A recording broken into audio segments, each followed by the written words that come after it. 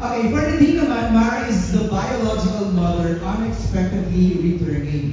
How did you build sympathy for a character who essentially threatens the established family unit? Grabe naman yun. Ang serious naman yun. Pag-creating na ako, how did you build sympathy for a character who essentially threatens the established family unit?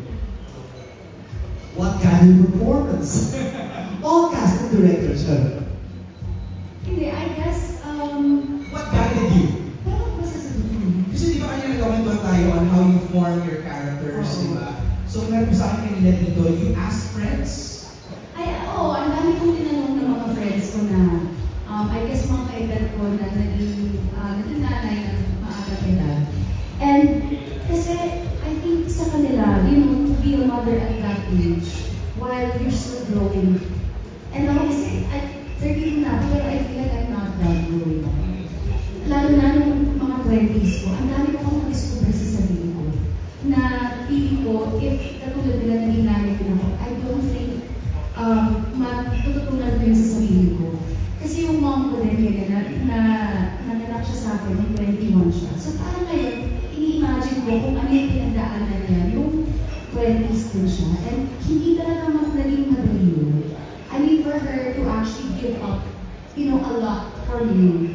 Sobrang saludo naman kasi talaga sa mga moms. And kahit ako, tatanungin mo ko yun. Talagang hindi ko talaga ako yun.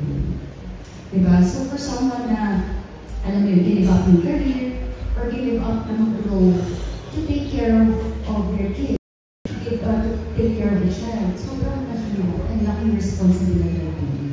So yung mga friends ko na na-experience, tinanungan ko talaga sila kung ano yung naramdaman nila, kung ano yung mga pinagdaanan nila. Pero syempre with Mara sa naman kasi, story and experience, medyo naiiba yung sa kanya. So, yun, malalaman yung pag pinunod mo. So, yung magkwento masyado, mas-spoil ko. I know, yung nakita namin sa trailer, wala pa yun? Wala pa yun. Talaga? Surface level. Parang buo na iba ka na. Maganda kasi yung trailer kasi alam mo, mararamdaman mo, malalaman mo kung ano yung pakiramdam pag pinanood mo siya. Exactly. Nakakatawa. Nakakayak din. Yung gano'n. Comedy. May drama. Yung gano'n. Yung kung ano lang yung idea ng kung anong pakiramdam pag napanood yung pelikula, yun lang naman nakikita sa trailer. Pero ang dami pa, sobrang dami. As in, 0.0005 pa. Oo. Nakakala ng mga tao na gets na nila yung kwento. Wala. Okay. Kasi wala kayong wala sa main story. Sa kwento namin kung nandun sa trailer. Ayaw na naging spoil, pero edit talaga ito. Tatay ko si Lucas. Grabe. Okay, before we go to Von, pagsatay ko si Daniel, kasi si Daniel na nagsulat.